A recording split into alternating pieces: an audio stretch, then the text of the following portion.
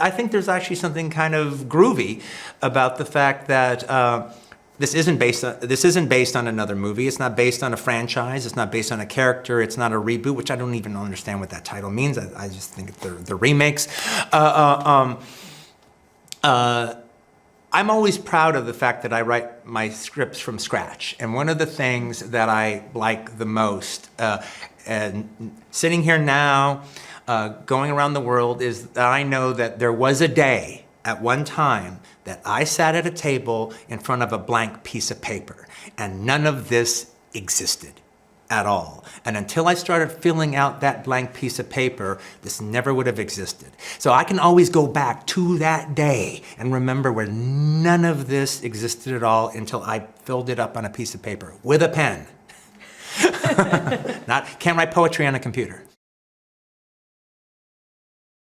I just don't think anything compares to the community experience you have when you go to a cinema, when you're sitting amongst fellow unexpecting audiences all about to experience something together at the same time. And it heightens your experience to hear people laugh next to you and giggle and gasp and bob their heads to the music. It's just, it heightens it so much. You're never going to have that experience at home quite in the same way if you're on your own, I don't think. Also the fact that it's shot on screen and it's projected on screen. It's shot on film and projected in a cinema. It's a truly cinematic experience. And I know it because I was fortunate enough to see it in person, but these sets aren't added in post. This isn't a CGI feel. There was no green screen. There was no, we'll make it look like 1969 later. Just use your imagination for now.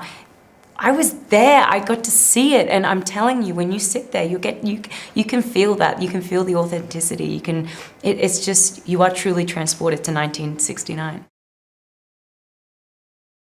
In particularly with my movies, I'm going for a whole bunch of different emotions that sometimes are counterintuitive to each other. And part of that is part of what I'm trying to do is I'm playing the audience. I kind of feel my job is almost like a conductor, and the audience is my orchestra. And so I don't make movies for people that just kind of passively sit there and let the images glaze over them. I want them to respond. And so I make them so for the audience to actually react to, not just watch. And so I like the idea that they're laughing, they're laughing, they're laughing. Stop laughing. Stop laughing, stop laughing, laugh. You know, and now when a director can do that to you, and I've been an audience member and directors have done that to me that is an audience having a good time at the cinema. That is why I go to the cinema.